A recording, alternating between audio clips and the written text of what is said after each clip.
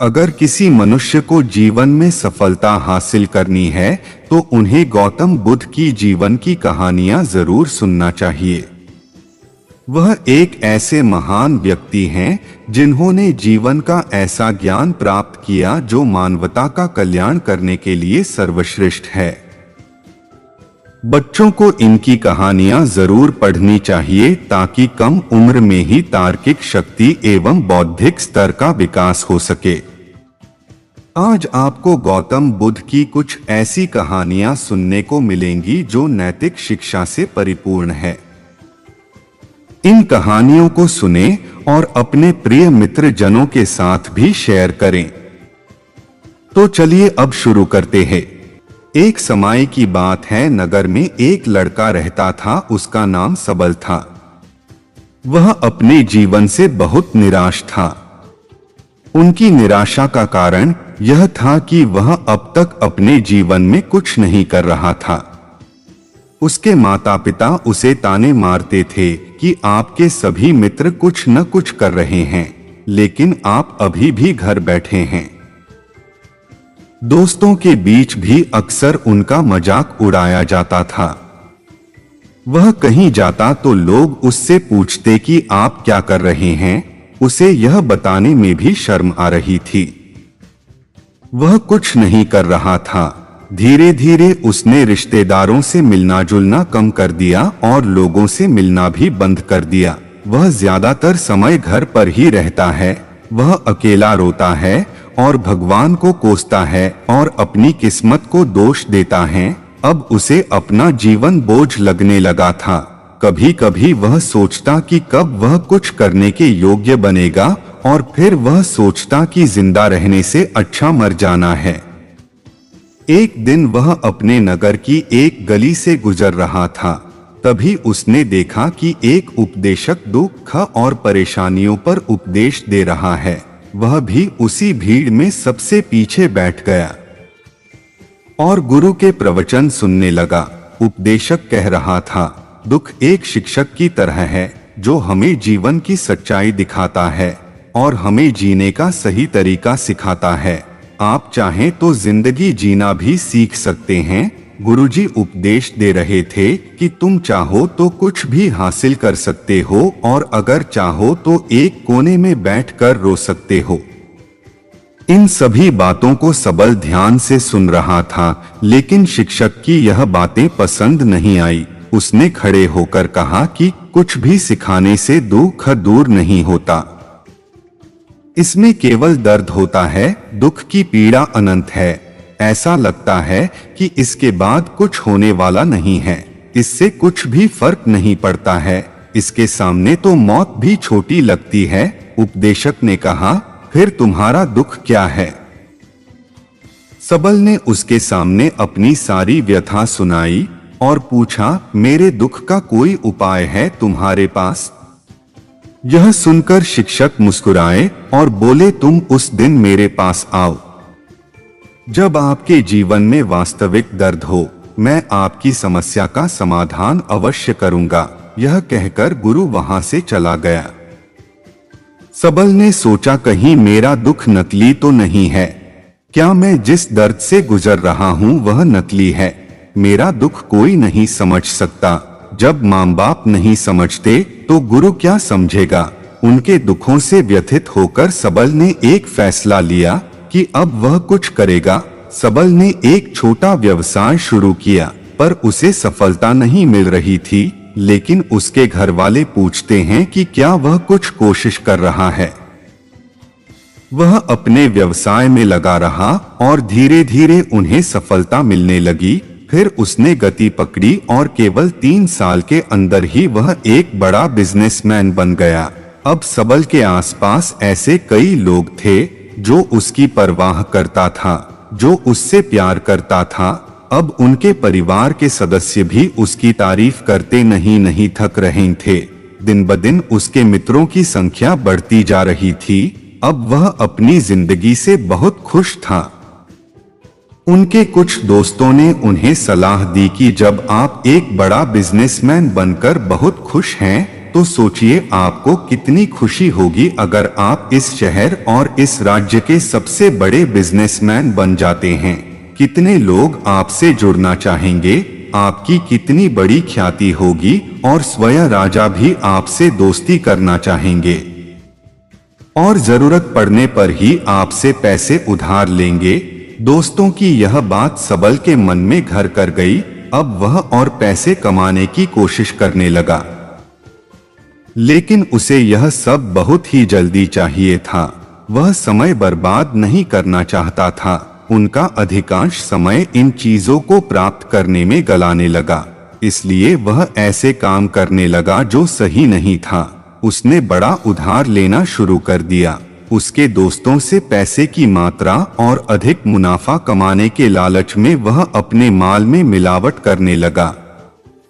उसने अन्य व्यापारियों के खिलाफ भी साजिश रची और उन्हें डराया धमकाया। जैसा उसके दोस्त कहते थे वैसा ही करता था। वह इन तरीकों से ज्यादा पैसा कमा रहा था, पर अब उसके जीवन में पहले जैसा चैन न था। उनके मन की शांति गायब हो गई थी और वह रात को सो नहीं पाता था। वह हंगामे में रहता था। वह सब कुछ पाकर भी उन्हें किसी चीज में सुख नहीं मिल रहा था। एक दिन सबल अपनी गाड़ी में कहीं जा रहा था, तभी रास्ते में उन्हें उपदेशक का आश्रम दिखाई दिया। वह रुका और गुरु के पास जाकर बोला, संत आपने मुझे मेरे पास आने के लिए कहा था। जब मेरे जीवन में सच्चा दुख आता है, अब मैं बहुत दुखी हूँ कि मेरी नींद हराम हो गई है। मुझे कहीं भी शांति नहीं मिल रही है। इस प्रकार सबल ने अपनी सारी समस्याएं गुरु को बता दी। गुरु ने कहा, जब तुम पहली बार मुझसे मिलने आए थे तब भी तुम किसी दुख में थे। आपने उस दर्द से क्या सीखा? सबल ने कहा कि सिर्फ सोचने और चिंता करने से कुछ नहीं होता। आपकी दृष्टि को सच करने के लिए यह कार्रवाई करता है और सिर्फ काम करने से कुछ नहीं होता, परिणाम भी मिलना चाहिए। जब आपको लगता है कि आपका लक्ष्य हासिल नहीं होने वाला, तब राह में चाहे कितनी भी मुश्किलें आ जाएं, मन कितना भी निराश क्यों न हो, कितना भी लगता हो कि अब कुछ नहीं होने वाला है, तभी विश्वास करें, मैं जो भी कर रहा हूँ उसमें अवश्य सफल होऊंगा। खुद पर ध्यान दो, लोगों पर नहीं। लोग केवल सफल लोगों का सम्मान करते हैं। कोई कितना भी अच्छा क्यों न हो, वह हमेशा लोगों की नजरों में बोझ बने रहते हैं। यह सब सुनकर उपदेशक मुस्कुराया और बोला, जब आपके पास है तो यह वास्तविक दुख नहीं है। अपने जीवन में वास्तविक दुख आए तब मेरे पास आओ, मैं उसे ठीक कर दूंगा। सबल ने जाते समय साधु को सोने के सिक्कों से भरा घड़ा भेंट किया। घड़े को देखकर गुरु ने कहा कि यह मेरे किसी काम का नहीं है, उस पेड़ के नीचे गड्ढा खोदकर गाड़ दो। सबल ने घड़े को पेड़ के नीचे दबा दिया, जैसा कि गुरु ने बताया, और वहां से चला गया। कुछ दिनों से कारोबार ठीक चल रहा था, लेकिन व्यापार के गलत तरीके के कारण धीरे धीरे उसे व्यापार में घाटा होने लगा। उसकी सारी दौलत धीरे धीरे खत्म होने लगी और एक दिन ऐसा भी आया जब उसके पास कुछ भी नहीं बचा और उस पर कर्ज का बोझ चढ़ गया था। परंतु वह निश्चिंत था, क्योंकि उसने अपना सारा कर्ज अपने दोस्तों से लिया था। उसने सोचा कि उसके दोस्त बुरे वक्त में उनके साथ खड़े रहेंगे, लेकिन ऐसा कुछ नहीं हुआ। जैसे ही बुरा वक्त आया, दोस्त पहले उससे कर्ज मांगने लगे। अगर उसने कर्ज नहीं लौटाया, उन्होंने उसे जान से मारने की धमकी भी दी। उनके सभी शुभचिंतक और प्रियजन उससे दूर हो गए। उसके दोस्त जो उसके साथ मस्ती किया करते थे, अब उससे दूर भाग रहे थे। उसका परिवार उसकी गलतियां और कमियां गिनने लगा। उनकी सारी संपत्ति नीलाम कर दी गई और उसके पास कुछ भी न बचा। जब उसने अपने पिता से मदद मांगी, पिता ने कहा कि मेरे पास थोड़ी सी संपत्ति है, मैं तुम्हारी माँ को क्या कहूँगा अगर मैं तुम्हें दे दूं? यह संपत्ति हमारा अंतिम उपाय है। सबल के मन में गहरा दुख छा गया। उसके आसपास कोई नहीं था जो उनके दुख को समझ सके, जो उसे संभाल सके। जनता के इस विश्वासघात के कारण वह अंदर से टूट चुका था। वह सोचने लगा कि अब जीने का क्या मतलब है, अब मौत ही मेरा सहारा है। वह आत्महत्या करने के लिए पहाड़ी पर जा रहा था, तब से उसे याद आया कि उस शिक्षक ने उससे कहा था, मेरे पास आओ जब तुम्हारे जीवन में वास्तविक दुख हो। सबल गुरु के पास गया और अपनी सारी व्यथा सुनाई। आंखों में आंसू लिए उसने कहा, हे गुरु जी, मेरे दुख का निवारण कीजिए। गुरु ने कहा, जब जीवन में असली दुख होता है तब मेरे पास आ जाना, मैं इसे जरूर ठीक करूंगा। सबल ने कहा कि ये क्या हो रहा है, मेरी जिंदगी में अभी दुख नहीं है, तो आखिर असली दुख क्या है? गुरुजी ने सबसे कहा कि पहले आप मुझे बताओ, आपने अपने दुख से क्या सीखा? सबल ने कहा कि मैंने वह सीखा जो लोग हमारे जीवन में आते हैं, वह हमारी सफलता और प्रगति के कारण वो हमें धोखा जरूर देंगे, क्योंकि बुरे समय में वे हमारे साथ नहीं खड़े होंगे। वे अच्छे समय में ही हमारा फायदा उठाएंगे और बुरे समय में हमें छोड़ देंगे। उन लोगों पर ही भरोसा करें जो हमारे बुरे समय में हमारे साथ खड़े रहते हैं, लेकिन ऐसे लोग बहुत कम होते हैं। लेकिन जिनके पास है उन्हें उनकी सराहना करनी चाहिए, उनका अपमान नहीं करना चाहिए। मैंने कभी भी किसी के खिलाफ साजिश नहीं रखना चाहिए। अपना काम ईमानदारी और धैर्य से करें और कभी लालची मत बनो। अपने सारे दुख दर्द और अनुभव बयां करने के बाद सबल गुरुजी के सामने आंखों में आंसू लिए बैठ गया। कुछ देर बाद साधु उठे और पेड़ के नीचे एक गड्ढा खोदा और घड़ा निकाल लिया जो सोने के सिक्कों से भरा हुआ था। उसने सबल को देकर कहा, मेरे पास आओ जब तुम्हारे जीवन में वास्तविक दुख हो। सबल ने अपने शिक्षक को धन्यवाद दिया और उसे प्रणाम करके चला गया। उस पैसे से उन्होंने एक छोटा सा व्यवसाय शुरू किया। अब वह छोटा व्यापारी बनकर भी खुश हैं। उन्होंने पूरी लगन और ईमानदारी से कारोबार किया। जल्द ही वह अपने शहर का एक बड़ा व्यापारी बन गया। उनका जीवन सुख सुविधाओं से भरा हुआ था। लेकिन कोई कितना भी अच्छा क्यों न हो, लेकिन जीवन में दुख आता है तो सबल के जीवन में भी दुख आते थे। अपने माता पिता की मृत्यु के रूप में वे दोनों एक ही दिन मर गए। सबल अपने माता पिता से बहुत प्यार करता था, इसलिए उनके निधन से उन्हें गहरा सदमा लगा। वह शवों को ले गया, दोनों को श्मशान घाट ले गया। जहां अंतिम संस्कार किया गया वहां उसने अपने माता पिता का शव जलता हुआ देखा तो उनका मन बेचैन हो उठा। उसके मन में कई सवाल उठने लगे। वह घर वापस आ गया, इसलिए उसने अपने माता पिता के घर और संपत्ति को देखा जिसके लिए उनके पिता हमेशा लड़ते रहे। आज जो छूटा पड़ा है, जिन्होंने इसकी देखभाल की, इसके लिए लड़ने वाले इस दुनिया से चले गए।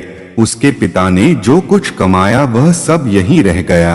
एक दिन पहले तक उसके पिता मारपीट करते थे किसी के साथ उसकी संपत्ति के लिए। आज वो खुद इस दुनिया से चले गए। उसका मन ऐसे अनेक विचारों के बवंडर में था। वह अंदर से अकेला और डरा हुआ महसूस कर रहा था। वह खाली महसूस कर रहा था। उसे लगा कि कुछ है, वह समझ नहीं सका। इसलिए वह गुरु के पास गया। उसे देखकर गुरुजी ने कहा, क्या जीवन में कोई दुख है? सबल ने कहा, वैसे तो जीवन में कोई दुख नहीं है, सब कुछ अच्छा चल रहा है, लेकिन आज मेरे माता पिता का देहांत हो गया है। मैं इस घटना से बेहद दुखी और परेशान हूँ। गुरुजी ने कहा, इसमें दुखी होने की क्या बात है? एक दिन सबके अपनों को मरना है। कोई न कभी जिया है और न कभी रहेगा। एक दिन तुझे भी मरना है। शायद तुम कल ही मर जाओगे या आप आज भी मर सकते हो। सबल ने कहा, क्या कह रहे हो गुरुजी? मैं भी मर जाऊंगा, लेकिन मैं अभी जवान हूँ। गुरु ने कहा कि सब जी रहे हैं इस भ्रम में कि मृत्यु केवल दूसरों को आती है, बड़ों के पास ही आती है, लेकिन जवान और बूढ़े मर जाते हैं, बच्चे मर जाते हैं। मौत का उम्र से कोई लेना देना नहीं है, यह सभी को प्रभावित करता है। मास्टर जी की ये बातें सबल के मन में घर कर गईं और वह चुपचाप चला गया, लेकिन उसका मन अभी भी बेचैन था। वह खाली महसूस कर रहा था। वह सारा दिन अपने बारे में ही सोचता रहा कि वह कौन है, वह इस दुनिया में क्यों आया है, क्या जीवन का लक्ष्य केवल चीजों को खाना और मरना है। ऐसे कई सवाल उसके दिमाग में लगातार उठ रहे थे, लेकिन उन्हें अपने किसी भी सवाल का जवाब नहीं मिल रहा था और उसका दुख दिन ब दिन बढ़ता ही जा रहा था। इसलिए कुछ दिन बाद वह फिर से गुरुजी के पास पहुंचा और बोला, हे स्वामी, मैं बहुत दुखी हूं क्योंकि मैं यह नहीं जान पा रहा हूं कि मैं कौन हूं और मैं इस दुनिया में क्यों आया। यह सुनकर गुरुजी मुस्कुराए और बोले, आज आपके जीवन में पहली बार सच्चा दुख उत्पन्न हो गया है। यह वास्तव में दुख कहलाने के लायक है। हम नहीं जानते कि हम कौन हैं, हम क्यों आए हैं, क्या करें, कैसे करना है। सबल ने अपने गुरु से कहा कि उसकी दुर्दशा दूर करो। गुरु ने कहा कि हम सभी इंसान हैं, जीवन भर संग्रह करते रहते हैं। सबल ने कहा कि सभी इंसान जीवन भर धन, सम्मान, परिवार, प्रतिष्ठा, मित्र, शत्रु आदि जमा करता है। गुरु ने पूछा, क्या हम एकत्रित की गई चीजों में से कुछ भी अपने साथ ले जा सकते हैं? सबल ने कहा, कोई भी इंसान अपने साथ कुछ भी नहीं ले जा सकता, वह सिर्फ अकेला ही जाता है। मेरे माता पिता भी अपने साथ कुछ भी नहीं लेकर गए, सब कुछ धन संपत्ति वैभव सब कुछ यहाँ पर छोड़कर गए। शिक्षक ने कहा, अब मेरी बात ध्यान से सुनो, इस संसार में हमें जो संग्रह करना चाहिए वह हम नहीं करते। चीजें हमारे सामने होती हैं, लेकिन हम उन्हें देखने की कोशिश नहीं करते। हमें इस दुनिया में जो कुछ भी इकट्ठा करना है वह हम खुद हैं। हमें खुद को जुटाना होगा ताकि जब हम मरें तो हम एकजुट हो सकें और खुद को पहचानने में सक्षम होने के लिए। हम अंदर बंटे हुए हैं।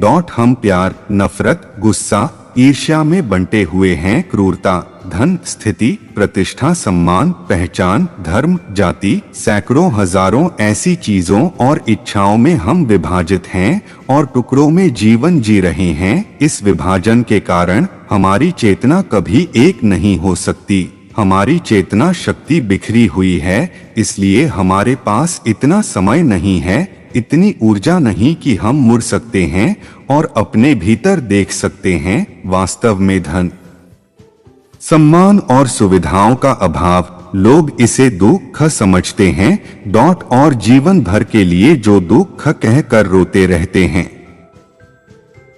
और समाधान खोजने का प्रयास करते रहते हैं, उन्हें अपना समाधान कभी नहीं मिलेगा, क्योंकि जिसे लोग दुख कहते हैं वह वास्तविक दुख नहीं है। यह सिर्फ एक आदमी की इच्छा है, उसकी इच्छा कभी पूरी नहीं होती, इसीलिए व्यक्ति को कभी उनके प्रश्नों का समाधान नहीं मिलता। इसलिए इन सब से परे, यदि आप अपने दुखों का अंतिम समाधान चाहते हैं तो सबसे पहले खुद को समेटो, इस दुनिया से अपनी ऊर्जा वापस ले लो और इकट्ठा करो। अपने आप पर ध्यान केंद्रित करो, स्वयं पर ध्यान दो। अपने मृत्यु से पहले अपने आप को जानने की कोशिश करो, बिखरो मत। सबल ने कहा, तो गुरुजी, क्या हम इस संसार को छोड़ दें? हमारी सभी इच्छाओं को मार देना चाहिए, किसी से प्रेम नहीं करना चाहिए, धन संग्रह नहीं करना चाहिए, सम्मान की आशा छोड़ देनी चाहिए। शिक्षक ने कहा कि भावनाओं और इच्छाओं ऐसे बिखरे हुए मनुष्य में से निकल आओ, जैसे कोई पत्थर पहाड़ से गिरे जिस पर पर्वत का कोई वश नहीं है, सिवाय देखने के परेशान होना और कुछ खोना। वैसे ही बिखरे हुए मनुष्य की इच्छाएं बेकाबू और दर्दनाक हैं। उसका अनियंत्रित मन इच्छा करता रहता है और कल्पना करता रहता है। और यह दुख देता है। लेकिन जब एक व्यक्ति अपने मन को एकत्र करता है तो वह जो कुछ भी करता है वह उसके नियंत्रण में होता है। फिर उसकी इच्छा से इच्छाएं भी उत्पन्न होती हैं। सबल ने कहा कि आपने मेरे असली दुख का समाधान कर दिया। आपका बहुत बहुत धन्यवाद। अब से मैं खुद को समेटने, खुद को तराशने की कोशिश करूंगा। गुरुजी ने कहा कि मानव शरीर में बहुत ऊर्जा और शक्ति है, लेकिन यह फालतू के कामों में बंटा हुआ है, बेकार की बातों में लगा हुआ है। यह एक बहुत ही शक्तिशाली मशीन की तरह है, एक बच्चे के हाथ में रखा जा रहा है और वह बिना सोचे समझे अपनी शक्ति बर्बाद कर रहा है और बिना किसी नियंत्रण के। इसीलिए इस शक्ति पर ध्यान दें, अपनी चेतना, और इसे इकट्ठा करें। सबल को अपने प्रश्नों का उत्तर मिल गया। उसने अपने गुरु का शुक्रिया अदा किया और चुपचाप चला गया। दोस्तों, उम्मीद है आपको यह कहानी पसंद आई होगी। अगर आपको यह कहानी पसंद आई हो तो अपने दोस्तों और परिवार के साथ जरूर शेयर करें, और चैनल पर नए हो तो चैनल को सब्सक्राइब जरूर करें। धन्यवाद।